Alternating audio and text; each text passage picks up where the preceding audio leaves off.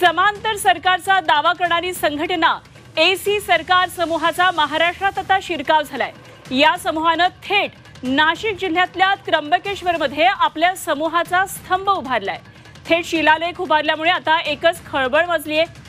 शिलालेख स्तंभ उभारल्यामुळे आता त्र्यंबकेश्वर तालुक्यातल्या आदिवासी परिसरामध्ये हातपाय पसरण्याचा या समूहाचा हा प्रयत्न मानला जातोय। एसी सरकार समूह भारत सरकारला मानत नाही। ब्रिटनच्या राणीला ते आपली राणी मानतात। नाशिक गुजरातच्या सीमा भागामध्ये डांग परिसरामध्ये हा समूह सक्रिय आहे। त्यामुळे सरकार आणि पोलीस आता यापुढे काय नेमकी कारवाई करतात याकडे लक्ष लागलेलं आहे। इकडे राज्यामध्ये देशामध्ये राजकीय वातावरण तापलेलं आहे। निवडणुका आता जवळ येऊ लागल्यात। मात्र अशा सरकारला न मानणारा एक समूह आहे आणि तो आता नाशिकमध्ये आपले हातपाय पसरू लागलेला आहे।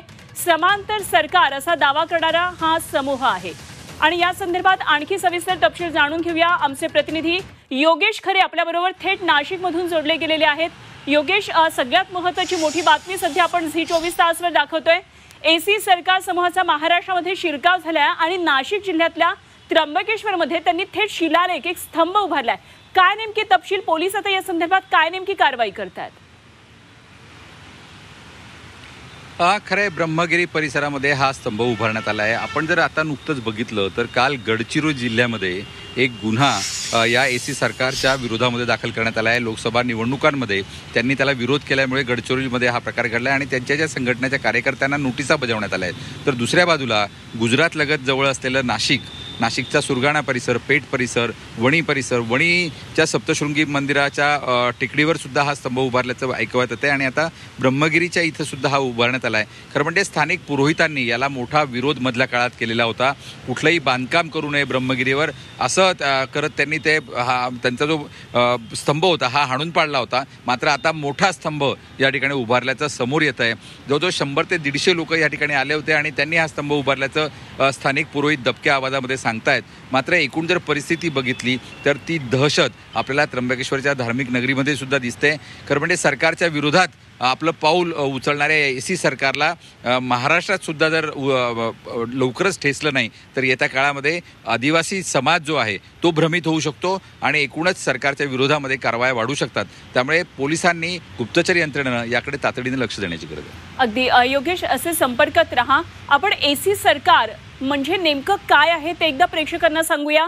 ग्राफिक्सवर ही सगळी माहिती आपण पाहूया। एसी भारत सरकार म्हणजे नेमकं काय? समांतर अशी ही संघटना आहे, हा समूह आहे।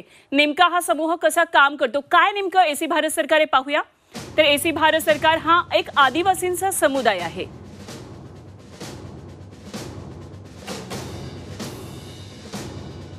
स्वतःला भारताचा खरा शासनकर्ता हा समूह म्हणवतो। केंद्रात आणि राज्यात असलेल्या सरकारला तो फक्त संस्था मानतो। दक्षिण गुजरात नंदुरबारमध्ये या समुदायाचं मुख्यतः वास्तव्य दिसतं। या समुदायातले लोक मुख्यतः निसर्ग पूजक असतात। एसी भारत सरकार 12 लोकांची मुख्य समिती आहे। मुख्य समितीला कन्सिलेशन कमिटी असं म्हणतात।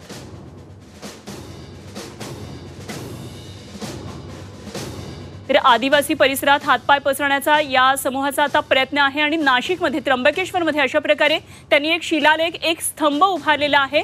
या संदर्भात आणखी आपण सविस्तर चर्चा करूया। सध्या आपल्याबरोबर प्रतिभा शिंदे आहेत आणि काय नेमकी या संघटनेविषयी, या समूहाविषयीची माहिती आहे ती जाणून घेऊया त्यांच्याकडून। प्रतिभाजी नमस्कार, झी24 तासवर आपलं स्वागत आहे। हे जे एसी समांतर सरकारचा दावा करणारी ही संघटना आहे, हा जो समूह आहे त्यांनी आता नाशिकमध्ये त्र्यंबकेश्वरमध्ये हातपाय पसरायला सुरुवात केली आहे। आदिवासी समूहाला जवळ करण्याचा प्रयत्न केला जातोय।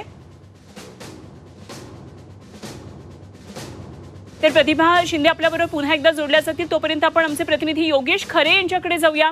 योगेश, पोलिसांनी या संदर्भातली काय नेमकी आता दखल घेतलेली आहे आणि पुढे नेमकी काही कारवाई करण्याचे संकेत मिळतात का?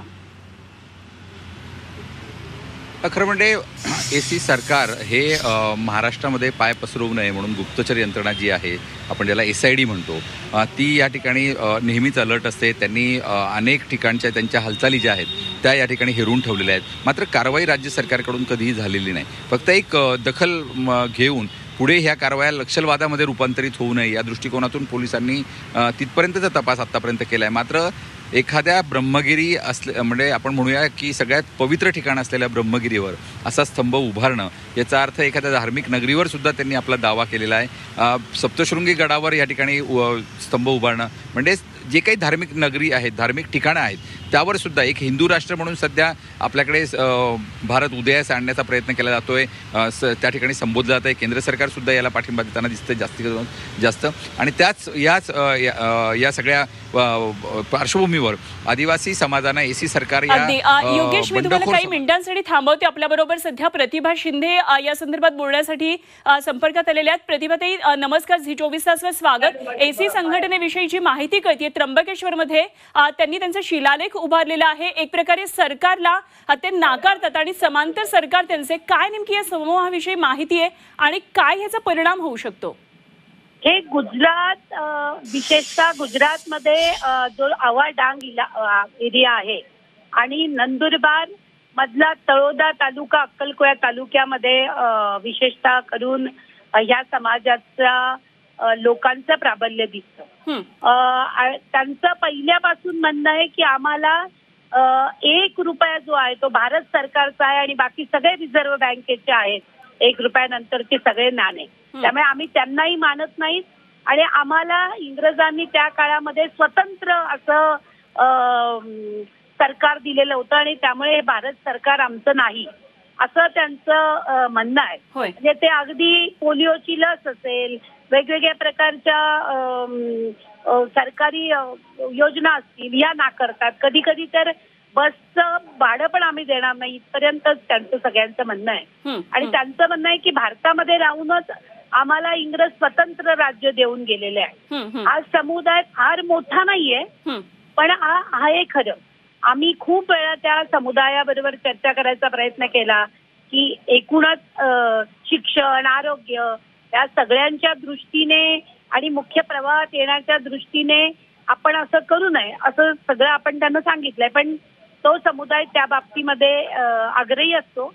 पण एकूणच महाराष्ट्रामध्ये जी आदिवासींची लोकसंख्या आहे 9 आणि समथिंग, तर त्या 9% यांची टक्केवारी अतिशय म्हणजे बोटावर मोजण्या एवढीच आहे. बरोबर. त्यामुळे ते फार उपद्रवी आहेत असं म्हणता येणार नाही.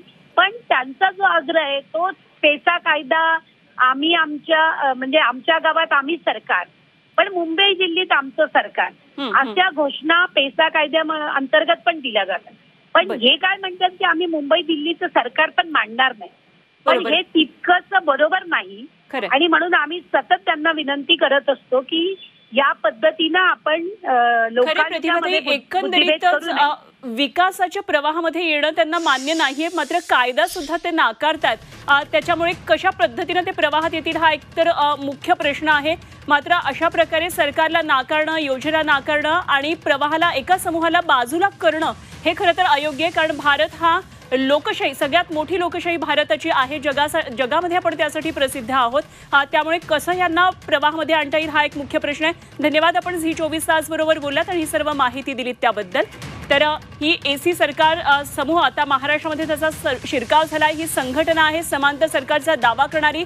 या समूहानं आता नाशिक जिल्ह्यातल्या त्र्यंबकेश्वरमध्ये आपल्या समूहाचा स्तंभ उभारलेला आहे आणि थेट शिलालेख उभारला. त्यामुळे एकच खळबळ माजलेली आहे. आणि हा शिलालेख स्तंभ उभारल्यानं त्र्यंबकेश्वर तालुक्यातल्या आदिवासी परिसरात हा हातपाय पसरण्याचा या समूहाचा प्रयत्न मानला जातो आहे.